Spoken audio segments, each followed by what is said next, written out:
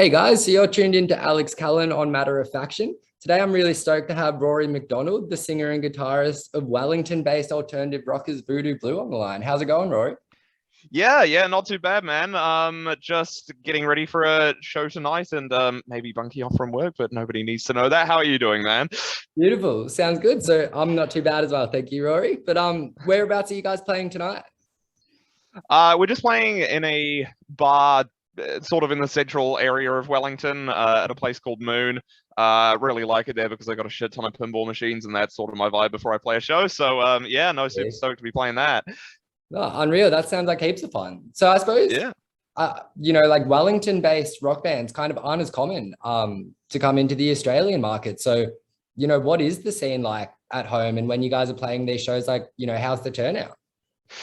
Well, I mean, it's funny because we've just been sort of looking at what our logistics are of getting over to Australia at the moment, and we're hoping to get some tour dates out for that soon. And we've been looking at the venues that we're supposed to be playing at, and it's just like I was fucking shocked at the amount of people just sat inside of one venue, and it seems to be. I mean, I don't know. I've never been to a show over there or a local show, but it seems like there's definitely a bigger turnout over in your guys' territory. But even still, it's like a really tight knit group of people. We all come together and we're all in each other's business all the time. Whether that's a good thing or a bad thing it depends on the day. But where there are people, it's super supportive. But would love to see more people hanging about. That is for sure. Yeah, absolutely. Well, I mean, from my perspective, I'd love to see more coverage of, bands from New Zealand as well, because I know like we've had Alien Weaponry and a couple come out, but it's still, there has to be more bands than what's getting covered in a sense. So I'm really interested to kind of really try to delve deep into the New Zealand music scene at a point. Yeah, well, I mean, there are so many great bands that we've played with over time, and it's just like I don't know if it's just like a lack of wanting to send it outside of New Zealand or like where their headspaces are at and everything, but it's just like I feel like the resources are all sort of just right there, but the New Zealand culture is, we'll just get to it at some point, like it's all good. you know, since we're very chilled out people, it also sort of into connects with how people treat their music and how far they're wanting to sort of push it as well. So yeah, I mean it's a little infuriating at times because there's so much talent around here, but just nobody's getting it out there, nobody's spreading the word. So I'd love to see more of that, honestly. 100%. And, when bands like Voodoo Blue kind of, start getting more established and, you guys do kind of make it to Australia, hopefully you can bring a couple of other bands like in support and, just grow it even further like that. Absolutely. Yeah, no, that is definitely part of the plan. I'll hopefully be able to say more on that once we get some things finalized. Unreal. Well, I suppose to call you out on something you said, Rory, because I know like you kind of touched on you guys being chill guys, and that's extremely evident in the film clip The Small, which is for listeners that may not have heard, it's the newest music video by you guys to accompany the newest single release. You had a lot of fun filming that. I know you've kind of previously said it, but it's so evident to watch. What can you tell me about the filming for that? Honestly, it was a thing of like, we'd come out of doing these super high budget for us at least videos that we did for the first album releases, like everything was super high quality. And I love those videos. They were exactly what we needed for that first album. But going into the second album, we're sort of a lot more comfortable around each other now. And it's like definitely more of a like we're just a family collective rather than just like a band. And we were just sitting there and we had some plans for the video and then COVID came up and everything, and we were just like, we have cameras, dude, like we can just we'll just go to my garage for a day and we'll just shoot some stuff and do whatever we want to. We went into it with absolutely no idea what we were going to be filming that day, and there was some other stuff that I wanted to do, like there's a field not far from where I am, and we were gonna just gonna chuck eggs at each other. I don't even know why that was gonna be part of the music video. I thought that would have been pretty good, but sort of ran out of time. But like, yeah, I think it's also sort of fits the vibe of the new music as well. It's not as like punky and in your face and everything. It's just like it's just chill. And I like it. I think the new direction serves us well. Well, that's interesting that you mentioned that because I'd actually kind of wanted to ask about that because I know that the Blessed Ghost, your sophomore album's coming out pretty soon. And at this point, kind of only hearing Small and Skin and a couple of like singles that have come out over the last couple of months, like they do kind of vary a fair bit. I mean, like MMA from the first album is really kind of that straight up punk vibe. And then Skin goes almost like Nine Inch Nails industrial, and then Small kind of brings it back with a little bit of like an indie punk revival, which I found really cool. So is that indicative of Voodoo Blue's future direction? Well, I mean, I've always said to myself from the beginning that I don't ever want to make the same record again. And it's probably my biggest downfall because anytime that I write something, I'm like, nah, it sounds too much like this song, like it has the same sort of vibe and everything like that, and but in terms of the two latest singles that have come out, it's a pretty solid indication of what the album is going to feel like, I would say, like how we're sounding at this point in time. But even then again, there are so many weird twists and turns throughout the album that each song could almost even fit into its own genre of stuff. Like we have a super sort of experimental synth sounding track on there, followed by some real pop ballady type stuff, like it's just whatever we feel like making. We're music fans. We're not fans of rock. We're not fans of indie. We literally just like anything that comes out, and I think that really sort of is starting to shine through in the music there. Absolutely. Does that mean, this is just what Voodoo Blue is doing at this point in time, but the next release could be something completely different altogether?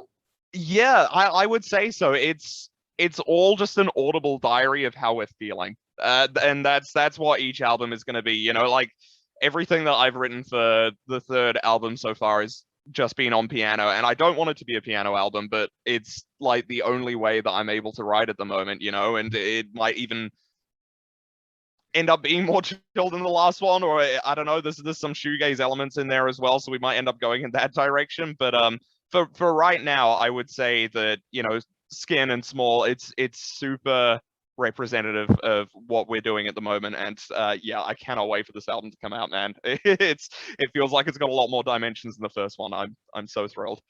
Absolutely, man. Even like Skin, some of the layering and elements and like the rhythm sections, then that whole, you kind of touched on shoegaze, Rory, but that last minute almost kind of ties in some shoegaze elements as well, where everything's just, flowing and merging into one another.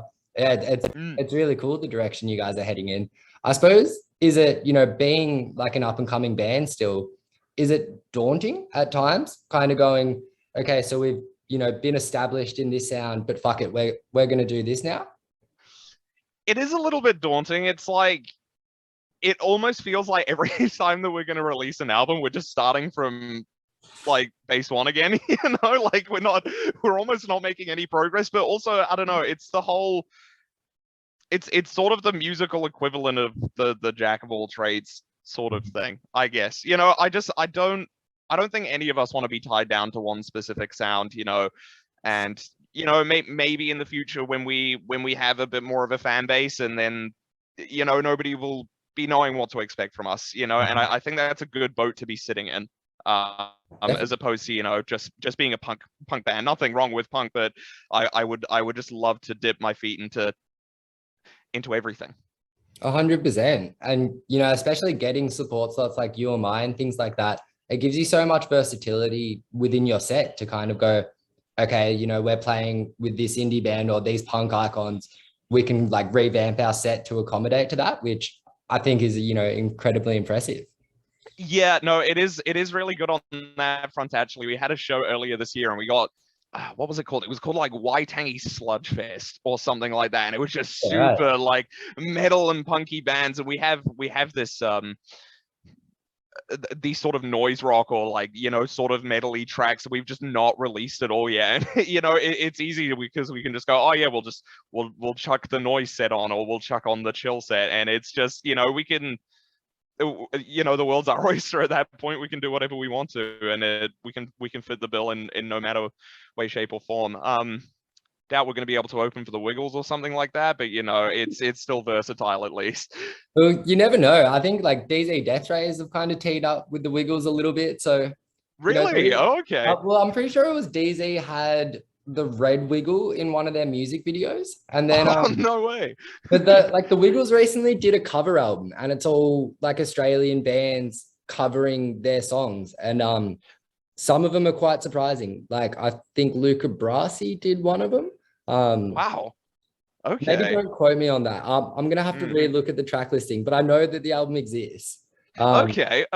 Yeah, maybe that's a new music goal then. I think. No, you've helped me here, man. I think the Wiggles is the next goal for us. Well, it could work out. I mean, especially with Small kind of being about the Peter Pan complex as well, it would kind of make sense.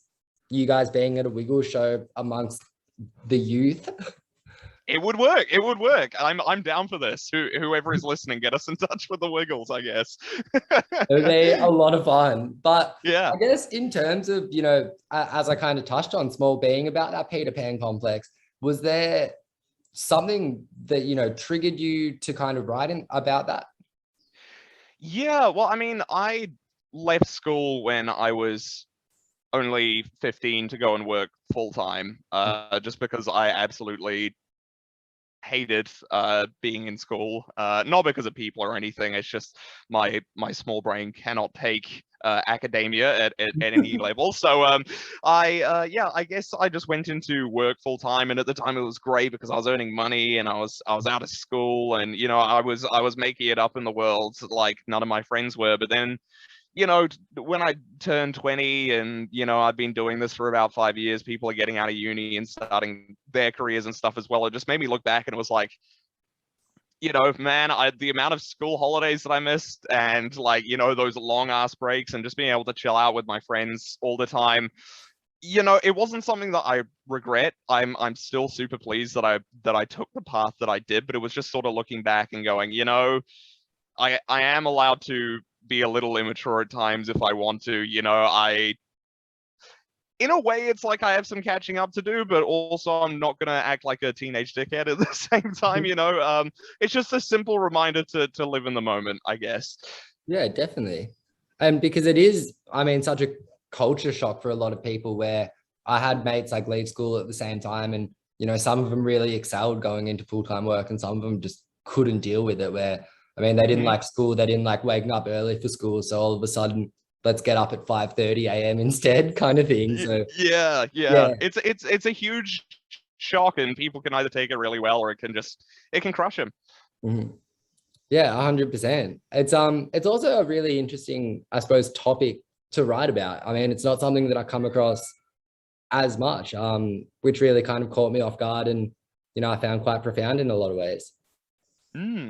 Yeah, well, I mean, I don't know, the actual term, the Peter Pan complex, oh God, I can't believe I'm actually saying this, but I mean, that was the original name for What's My Age Again by Blink-182. Was it really? So that's, yeah, that was what that song was initially about. And, you know, even though I don't think that the song sounds anywhere near the same, I think that you probably actually could draw quite a lot of parallels from that song in the way that he's talking about his life and sort of wanting to act, you know, a different age to what he currently is, I guess. I never actually really thought about that too in depth until now, but yeah, I guess that's a really good example of it.